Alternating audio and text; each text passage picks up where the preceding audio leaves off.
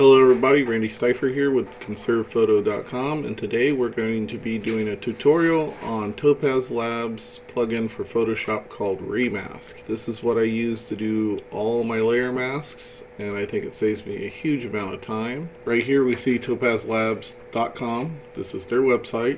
You go up to products, all products, over to Remask, and that will take you to where you can download Remask. It is $69.99 for this plugin, so it's not exactly what I'd call cheap. There is a 30-day trial, so you can try it out thoroughly and decide whether or not it's for you before you actually pay for it though. So I would highly recommend that you download it and give it a try. Like me, you'll probably be addicted by the end of the 30 days and have to buy it. Okay, now we have this pretty pigeon open up in Photoshop, and the first thing you want to do when you're going to use Remask to create a layer mask, you want to go down here to the little rectangle that looks like it has a hole in it and add a layer mask to your photo. Now, I never like to work on my bottom layer. I like to save that to, as I say, save my butt when I screw it up. Let's hit Control J, and that makes a copy of that layer. And this is the layer we're going to work on in Remask. So make sure you're not clicked on the mask, because if you are, you'll come up here and Topaz Labs will be grayed out. So be clicked on the actual photo, go up to Filter, down to Topaz Labs, and click Topaz Remask. In my case, I have 4, and that will open Topaz Remask.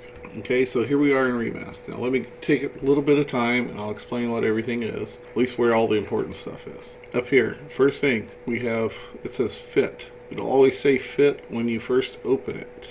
So you want to click on fit, and depending on how fine the edge is, on this bird this is going to be mostly a really fine straight edge. Let's go to 300. So now we're zoomed in at 300%. Let's go find the edge of the bird. Okay, maybe not as sharp as I thought it would be. So let's go to 200. Backs us off a little bit. Get a brush at 20. Yeah, that looks about right. See, what you're trying to do is you're trying to keep your brush size as small as possible, so your outline's as small as possible, so Remask can do as good a job as possible making your layer mask. As you can see, I adjusted my brush size right here. You can make a big brush, boom, you can make a little brush.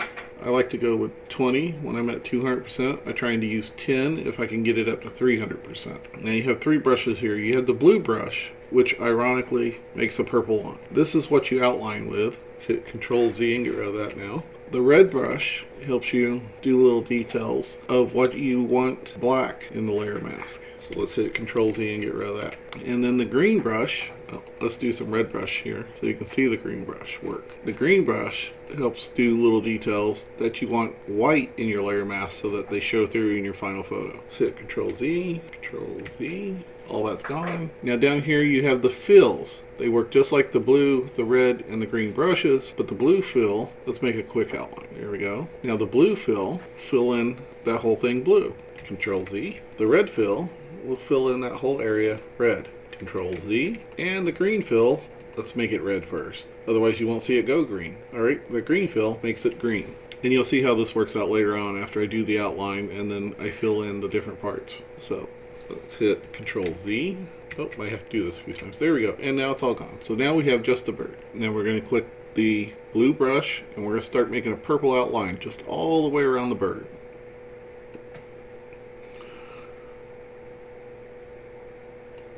Now, one pointer I'll give you is that oftentimes it's easier to pull the brush down than push it up if you're using a mouse like me. A lot of people use a tablet and they seem to get very good results from that. I've found that for me, the mouse works fine, so I've been too lazy to learn the tablet. Now, I'm not going to make you sit through me outlining this whole bird, so I will see you again in a few seconds. Now I've finished the outline of the bird, and as you can see, he's got a nice little purple line all the way around him. So now we're going to come over here, and this is where these fills come in.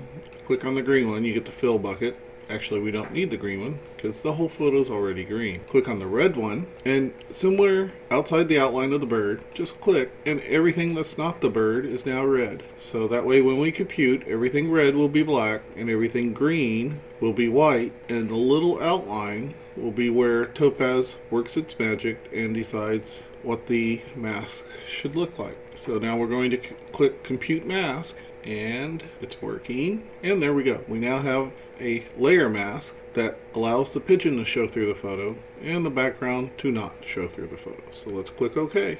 And there you go. Now you can see that we have a layer 0 copy 2 with a layer mask that allows the bird to show through but the background to not show through. And just to show you the dramaticness of this, go up to Image, Adjustment, Brightness Curves, and we will darken that background so you can see just the bird and then see. Pretty interesting. Let's go ahead and click OK. I'm going to throw that layer away later.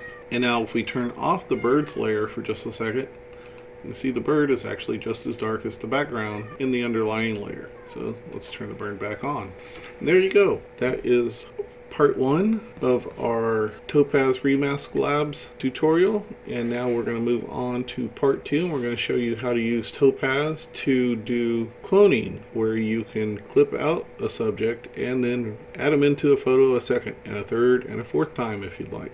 Here we got these little goslings, and we're going to mask out this one gosling right here that's separated, that's not touching as far as point of view is concerned, the other goslings or its parent over here. So I've already duplicated the background layer. I'm going to come up to Filter, Topaz Labs, Topaz Remask, and we're going to open this in Remask. Now I'm going to use this as a chance to show you something else about Remask 2 besides the magic of using it for clipping and duplicating. Now as you can see here, you got the gosling has a lot of these areas where it's got feathers sticking out, but you can see the background through them too. Now there's two ways to deal with this. You can either use your brush to draw over every little layer, or you can draw an outline section, then draw where you're pretty sure that the background has disappeared, and then come back in and use the blue fill can to fill that area in. And Remask will do a pretty good job of going through here and picking out feathers for the white part and the background for the dark part. Okay, I'm going to finish outlining this gosling, and we'll be back in just a second to show you the magic.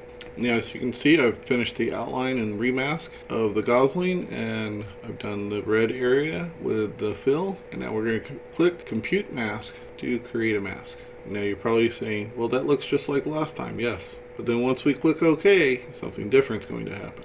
Because I did not add a layer mask to the photo before taking it to Topaz Remask, instead of creating a layer mask, it actually clipped the photo. If we turn off the other two layers, you can see that we have just the gosling there. Now, the interesting thing about this is we can then go and create another layer. Click on that, come up here to the pointer tool, and we can grab the gosling, and suddenly there's another gosling. And then we can come down here and we can create another layer, and this was a rather prodigious parent, because now there's another gosling, and we can even do it again. Wow, they had 6 goslings. That's a lot of goslings. So I hope this has been both entertaining and informative. Hope you have a better idea of how to use Remask if you already have it, or it's convinced you to at least give it a try. Till next time, have a great day, and get out there and enjoy some nature.